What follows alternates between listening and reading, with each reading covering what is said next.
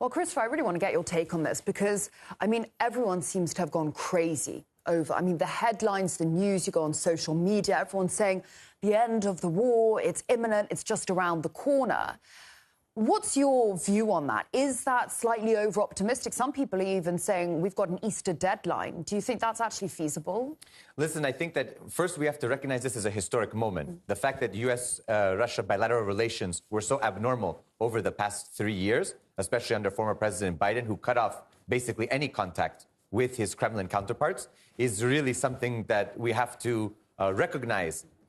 This period of time has been something that we haven't seen since the Cold War. So the fact that we're restarting diplomatic relations and at least having a dialogue is very symbolic and something that can lead to some progress on not only the bilateral relationship, but on possibly ending the war in Ukraine. However, I think we have to temper our expectations. There are a lot of complexities involved here. Russia's national security concerns, its questions over its territorial integrity, over the expansion of NATO. There are so many concerns, not to mention the numerous sanctions put on Russia by the West. All of these have to be part of the negotiations. And ultimately, Russia's concern over denazification, demilitarization, and Ukrainian neutrality have to be agreed upon by all partners involved.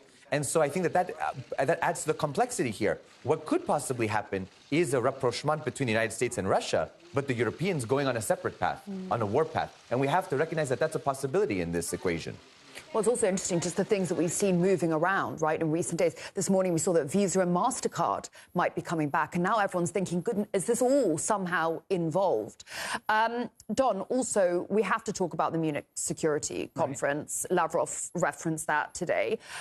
What specifically did he have to say about that event? Well, at the press conference that he gave, which I mentioned before, he talked a lot about, how this is connected to the European Union kind of feeling insecure in its position, not knowing if it's going to have a significant spot or a spot at all at the negotiating table when it comes to coming to some sort of peaceful resolution to this Ukraine conflict. And Lavrov asked, why should they have a position at all in the negotiating process when they've still got this attitude that they have had since the Minsk protocols back in 2015? And this, just to remind our viewers, was an agreement that was signed by a number of parties, including Russia, Germany, France, to establish a ceasefire in the Ukraine conflict. And later on, European officials had admitted that this was just to buy Ukraine time to prepare its military for a larger conflict with Russia. And Russia had actually engaged in these negotiations in good faith. And now at the Munich Security Conference, we've got people like the Finnish president saying that maybe they could cut another truce to